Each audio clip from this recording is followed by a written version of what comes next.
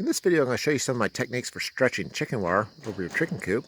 These techniques will work for both your 1/2-inch hardware cloth or your 1-inch octagon chicken wire. And you'll be able to get them so tight, they're just like a drum stand.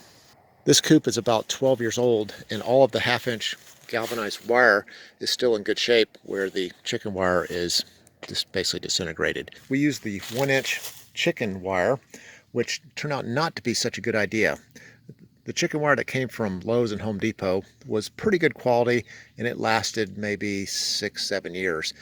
The chicken wire we got from Tractor Supply was junk, and this is basically what you end up with after about 2 or 3 years. It just literally just falls apart, from just rust. So today what we're doing is we're going to go ahead and rescreen this thing with this 1/2-inch galvanized wire cloth, which that has held up pretty well. Here's the product that we're replacing the 1-inch chicken wire with. It's a 1/2-inch 19-gauge hardware cloth. You might say when you go price this, you go, oh, that's too expensive. A lot of labor went into putting this junk on the side of our coop when it only lasted between 2 and 6 years based on the different manufacturers. So I only wish that I went and spent the extra money and did it right the first time. This 1-inch wire, which I do not recommend, actually stretches a lot easier, and it's easier to install, than your 1/2-inch hardware cloth. Here's one of the techniques I use to stretch the wire. It's a little hard to see the perspective of this, but this screw is at an angle and has a big washer on it. As I screw it in, it's going to pull this wire this direction towards that post. Okay, here we go.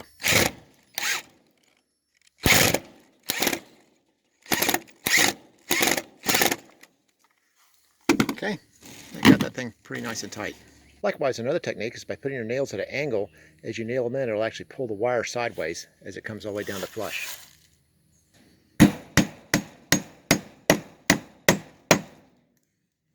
Okay, another technique I use for stretching the wire is I'll take my screwdriver, stick it through the wire, a little bit of an angle, take my hammer, I'll go and tap the end of the screwdriver into the wood. Now I can tilt the screwdriver down. As I tilt it down, pushing the wire up closer to the wood base, just like that, and now it stretched it down probably an extra 1/2 inch. And then to hold it, come down to the bottom edge of one of your squares.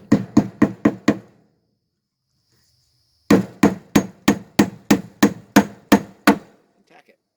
Okay, we'll do it one more time.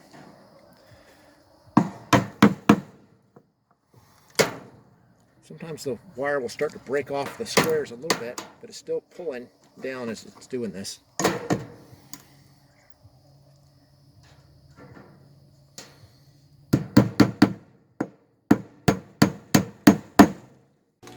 Hey, we'll be back in a little over 60 seconds, and we're going to pause real quick to see if you need any eternal repair. You might say, eternal repair? What's that? Well, hey, consider your whole life. In all your life, have you ever told a lie before? I have, and I'm sure you have too. We all have. Also consider, have you ever stolen something, even no matter how small it was? I'm sure you have, and I have too. The whole point of where I'm going with this is those two rules, lying and stealing, those are 2 of the 10 commandments in the Bible, which define what sin is. So if you've broken even one of those rules, no matter how small it was, that means you've sinned, and we all have. The punishment for sin is going to hell, or eternal separation from God. The good news is Jesus Christ came to this earth. He didn't lie, he didn't steal, he didn't do all these crazy stuff that you and I've done. He was totally without sin. He was sacrificed on the cross for my personal sin and yours. He went to the grave. 3 days later, he defeated death, and now he sits beside the Father in heaven. The whole point of why he had to take that punishment on the cross was he was taking the punishment for your sin and for my sin. But it can only be accounted to you if through faith you believe in who he was, what he did, you submit to him as your Lord, and you repent. And when you do that, you can have eternal habitation with Jesus and the rest of the saints for eternity in heaven. You might be saying to yourself, hey, I'm a good person. Surely God wouldn't send me to hell for all the nice things I've done for people. But the truth of the matter is the Bible says, by grace you've been saved through faith, and that not of yourselves. It's a gift of God, not of works, lest any man or woman should boast. There is no amount of good work you can do to earn your righteousness before God. Only faith and trust in what Jesus has done for you on the cross. Hey, let's get back to our video, and I'll have a little more information on the eternal portion of this at the end of the video. We used the heavier gauge wire for the first 2 feet of our coop, and when we were using this 1-inch chicken wire, we actually sewed them together with some metal wire, and then we used the 1-inch wire all the way up to the ceiling. This heavier wire is buried into the ground with concrete fused around its base. On the heavier wire that's down at the dirt line, we like to take concrete and fuse it to this 1/2 inch hardware cloth, and that actually goes down into the ground a little bit and keeps predators from being able to dig underneath. We'll explain this a lot more detail in our video, How to Build a Chicken Coop. Whichever wire you do use, attach it at one end first and pull it from left to right to begin with, and after you get that tight, then you can go top and bottom. Chicken wire, whether the 1-inch wire or the 1/2 inch hardware cloth, comes in 4-foot rolls. So space it out so you have less than a 4-foot gap between your bottom piece and the top of your coop, so that you can stretch a nice 4-foot run all the way across the chicken coop. Here's a homemade wire puller. We use this for chicken wire and for chain link fences. All it is just a 2x4 with a lot of these hooks screwed into it and spaced evenly apart. And it has a couple straps in the middle that we can hook a ratchet strap to stretch the wire. Here's an example of some ratchet straps that can be purchased at Lowe's. This puller works pretty well with the 1-inch chicken wire as it stretches pretty well, although I would not use it with the 1/2 inch hardware cloth.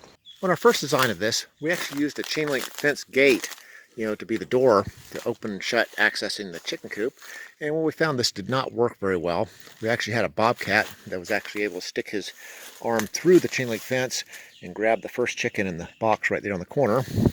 And of course we had a lot of problems with corn snakes and whatnot going in and eating eggs. The design we then moved to was to actually make a door out of wood and use this 1/2 inch hardware cloth, as a screening on it. When we constructed these doors, they're made out of 2x4s. We took some of our scrap pressure treated plywood and made some corner brackets for them. So that way it screwed this whole thing together and made it nice and sturdy. And it actually has a hasp on it.